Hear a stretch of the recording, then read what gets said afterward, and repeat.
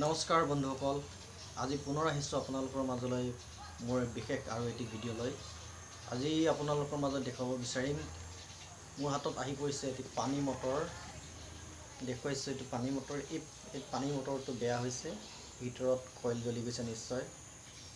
এই মটৰটো কেনেকৈ খোলা হয় আৰু ইয়াক কেনেকৈ ৰিৱাইণ্ডিং কৰা হয় দেখুৱাবলৈ চেষ্টা কৰিম। এইটো হৈছে ক্ৰম্পটন গিবছৰ 1 HP 750 ৱাটৰ এটা পানী মটৰ হয়।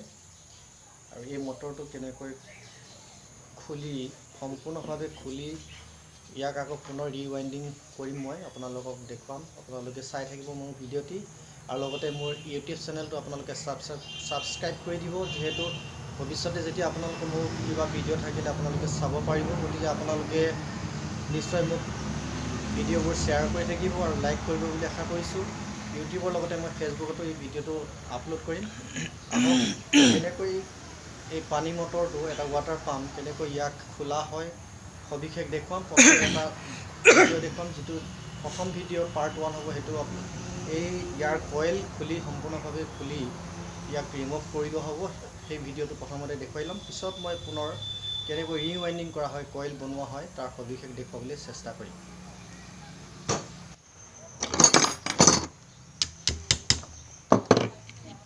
এইদৰে প্ৰথমে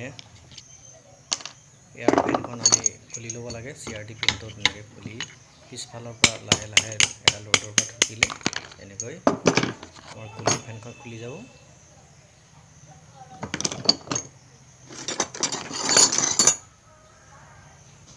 তিনিটা 8 নম্বৰ বল্টো দিয়া আছে।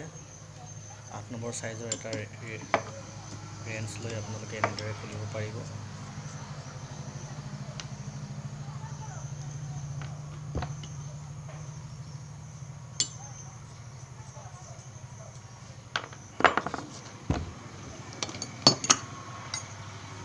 এডাল লোহা লৈ লাহে লাহে ঠুকি থাকিলে তিনিফালৰ পৰা আপুনি যদি তেনেকৈ ঠুকি দিয়ে, তেতিয়া অনায়াসে বেক চাইডৰ যিখন কভাৰ আছে সেইখন খোল খাই যাব।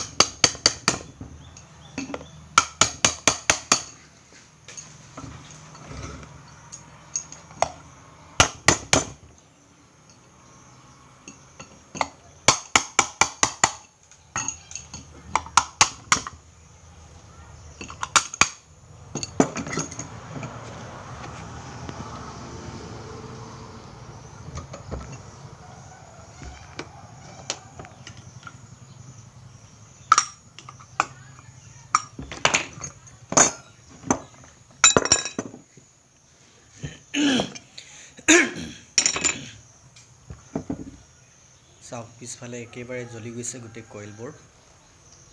বিশেষকৈ ইয়াৰ ভিতৰত পানী সোমাইছিল, পানী সোমোৱাৰ বাবে হয়তো শ্বৰ্ট চাৰ্কিট হৈ কইলবিলাক জ্বলি গৈছে।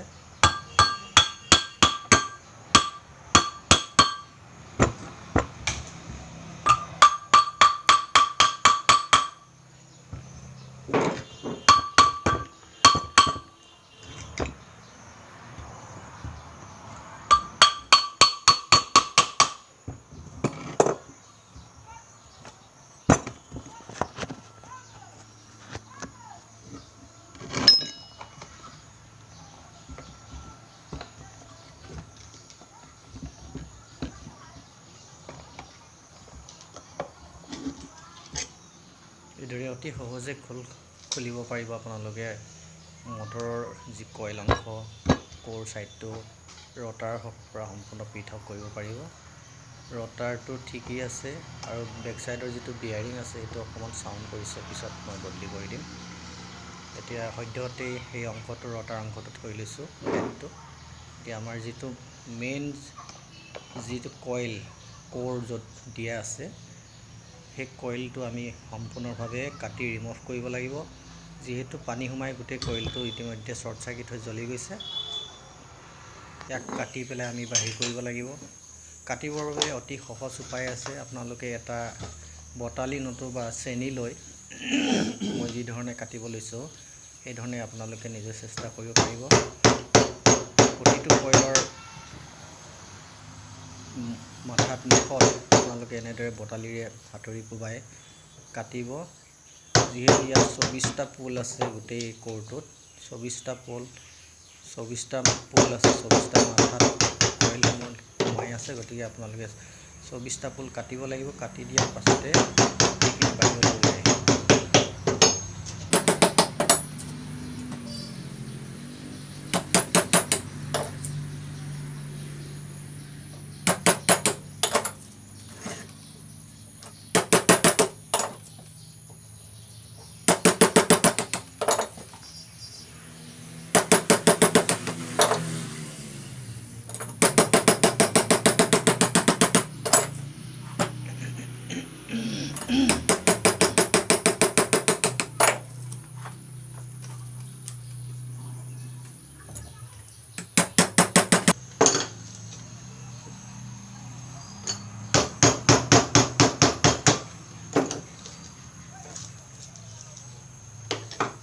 চাওক কিদৰে কইলসমূহ কাটি পেলাই এনেকৈ আমি বাহিৰ কৰিছোঁ এতিয়া এটা সাইড যেতিয়া কাটি শেষ কৰিম তাৰ পাছত এটা 8 ইঞ্চি ষ্টেটাৰ লৈ পেলাই এটা বলটো লৈ আপোনালোকে ঠুকি লৈ ইফালে কৰিব ওলাই যাব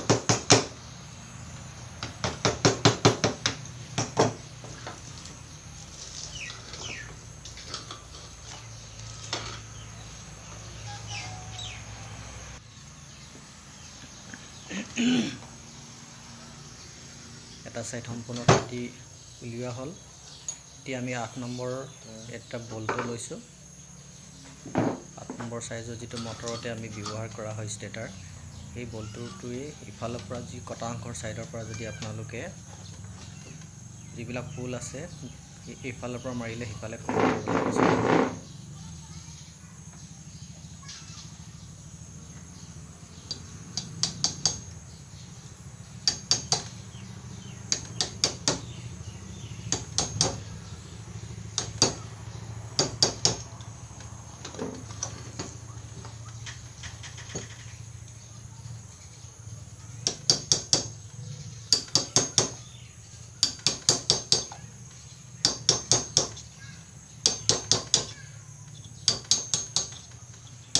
এটা কথা মন কৰিব আপোনালোকে যেটো ভিতৰ সাইডত কইল দিয়া থাকে মানে যেটো স্টাৰ্টিং কইল বুলি কোৱা হয় সেই কইলটো প্ৰথমতে খুলিবলৈ চেষ্টা কৰিব দুইফালে দুটা কইল থাকে দুইফালে দুটা কইল প্ৰথমতে আপোনালোকে খুলি ললে পিছত অনায়াসে আপোনালোকে ভিতৰ সাইডৰ যেটো কইল থাকে ৰানিং কইল সেইটো খুলিব পাৰিব এই চাওক প্ৰথমে স্টাৰ্টিং কইলৰ এটা অংশ আমি উলিয়ালো আৰু তাৰ অপোজিট সাইডত পুনৰ স্টাৰ্টিং কইল থাকে বহুত মটৰত কিন্তু 2 2 4 2 + 2 চাৰিটাহে কইল দিয়া থাকে ইয়াত কিন্তু 3 + 3 দেখিছো তিনিটা কৈ এটা সাইডত কইল আৰু দুইফালে দুটা টোটাল 6টা স্টাৰ্টিং কইল দেখিবলৈ পাইছো আৰু ৰানিং কইলটো তেনেকৈ 3 + 3 টোটাল 6টা এটা কইলত তিনিটা কৈ একেলগে বনোৱা হয়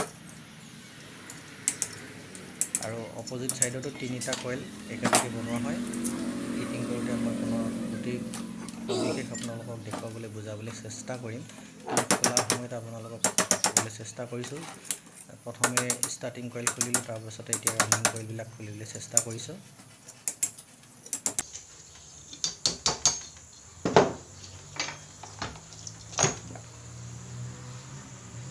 প্ৰায় মটৰবিলাক খুলিলে দেখিবলৈ পাওঁ কপাৰে ব্যৱহাৰ কৰা দেখা যায় তাঁৰবিলাক কিন্তু এই মটৰটো ক্ৰম্পটন গিবছৰ 1 HP দেখিবলৈ পাইছে এতিয়া নতুনকৈ কোম্পানীবিলাকে মডিফাই কৰি আছে তেওঁলোকে কম খৰচত বনাবলৈ চেষ্টা কৰিছে যেটো ৰানিং কইল কপাৰ তাঁৰ ইউজ কৰিছে আৰু স্টাৰ্টিং কইলটো কিন্তু এলুমিনিয়াম তাঁৰ ইয়াত ব্যৱহাৰ কৰিছে এই চাওক সম্পূৰ্ণভাৱে আমি তাঁৰসমূহ ৰিমুভ কৰিলো এই চাওক অতি সহজে আপোনালোকক এনেদৰে তাঁৰবিলাক ৰিমুভ কৰিলো আজিলৈ ভিডিওটো ইমানতে সামৰিছো পুনৰ নেক্সট ভিডিওত আপোনালোকৰ ওচৰত পুনৰ লগ পাম আজিলৈ ইমানতে সামৰিছো নমস্কাৰ